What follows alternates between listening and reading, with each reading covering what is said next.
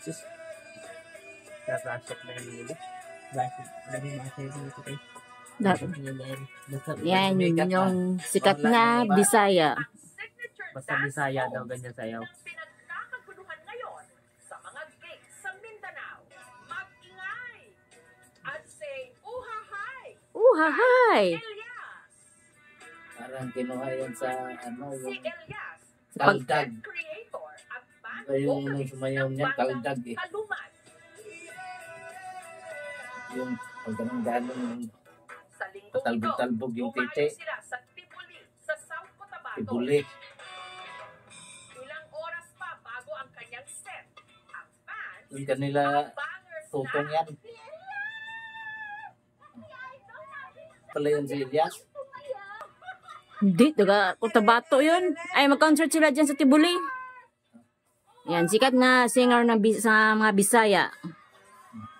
Ayan na siya. At nung nasilayan na nila, sa wakas ang kanilang idolo. Ang audience, hindi magkamayaw. Yun, so,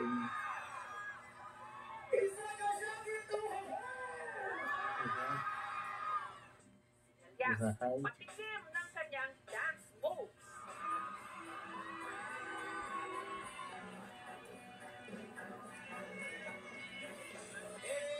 Elias, paano nga ba ang iyong step by step para sumakses? Childhood dream daw talaga ni Elias na mag-perform.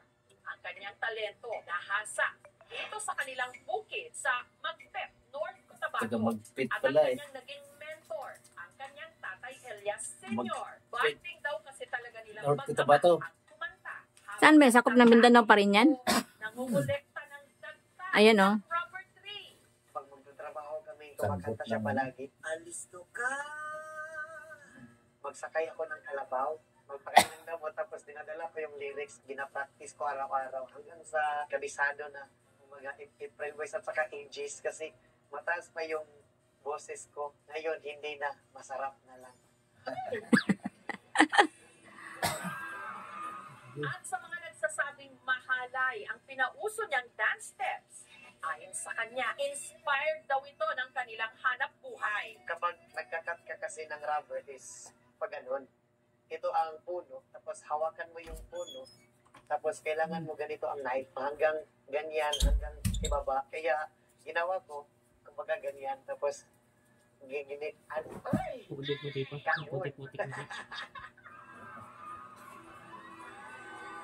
Siguro nasa kanila lang kung ano yung iisipin nila. O, din niya puno mga doon. Bata pa lang, nagtatapping na raw si Buti di mamatay yung puno. Sa pagkakat ng rubber, 3 AM. Tapos, aral ako, paminsan-minsan nga, kapag mag-school ako, mabaho pa yung kamay ko sa rubber. Pero kapag naibinta mo na, kumot na yung kwarta. Baho ng ano, dagta ng rubber tree ang kanilang baho yung guma. hanap buhay. Labot tayo. Sa pagtatapping, kumikita ang mag-ama ng 7,000 pesos kada ani. Kaya na makatabang sa mga, kuha na mo pamugat, sa gastos na mo sa among panimalay, mora rin na mo nasa liga. Grade 2 lang daw si Elias nung ang kanyang nanay Ninita na masukang domestic helper sa Bahrain. Bilang isang ina, sobrang hirap talaga kasi siyempre na malayo ako sa kanila. At hindi maiwasan na iiyak ka na lang na mag-isa kasi hindi ko sila nakikita at hindi ko sila susubayan araw-araw kung anong ginagawa nila. Pero masaya ako na ganit yan na siya ngayon. Namimiss ko siya. Gusto ko palaging makikita siya araw-araw. Kaya hindi ko mapigilan na maging emosyonal kapag magbanggit ako ng pangalan ng nanay ko. Basta pamilya ang pag-usapan, yan ang weakness ko.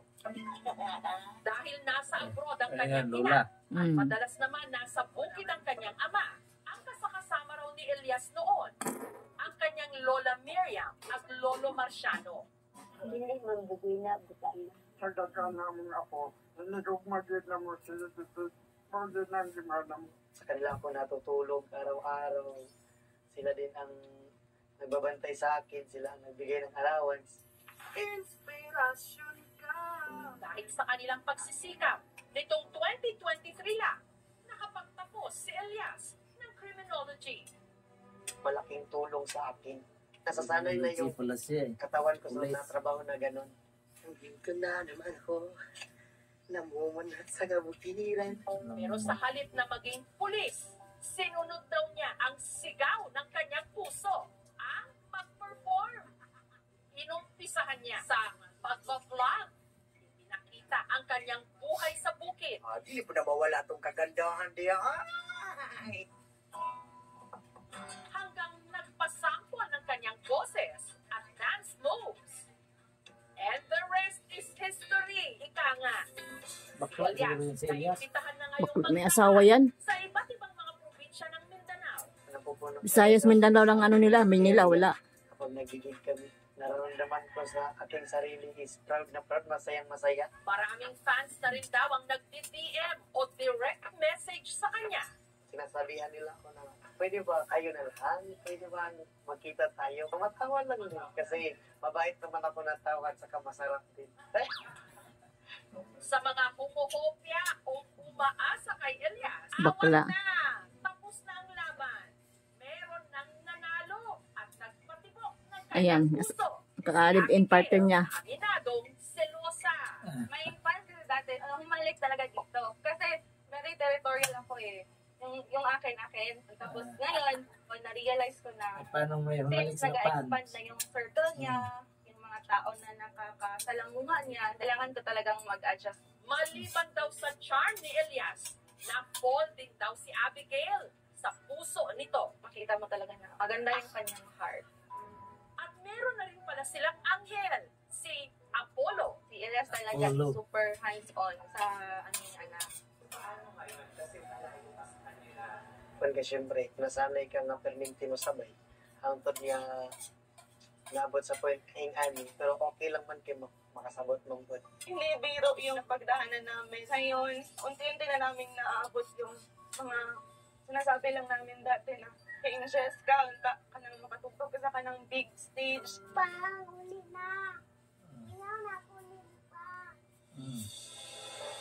Buntag. Kahapon lang, umuwi si Elias ng Magpet para bisitahin ang kanyang pamilya. Kamusta? Abi ko ng birthday oh. Nakipaglaro siya agad sa kanyang mag-ina. Na-miss na niya. Kailangan nito.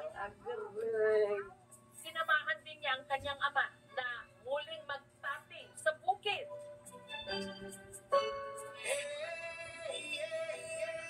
Na sinabayan pa niya ng pagsayaw. Dahil yung papa niya. Senior, tsaka junior. Sumayaw din yung papa niya kay na Kim Jace eh. Kinagabihan, diretso naman si Elias sa gate nila sa Cali Fest 2025, Kalinan, Davao City. Talagang.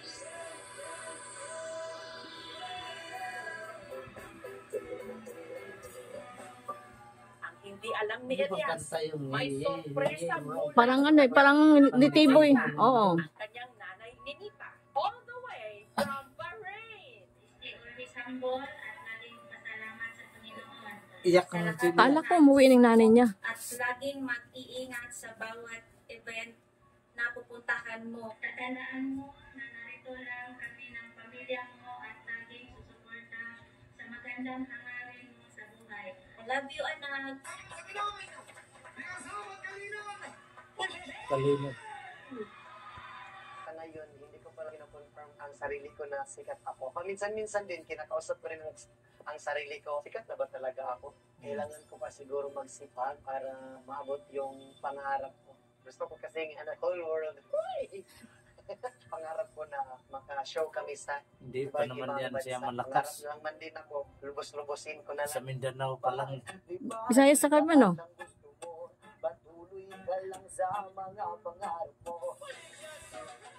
Hindi na sila nagpulis. Hindi muna. At ipakita sa buong mundo ang talento ng Tubong Mindanao. Yan, proud Mindanao. Mga talentado sila.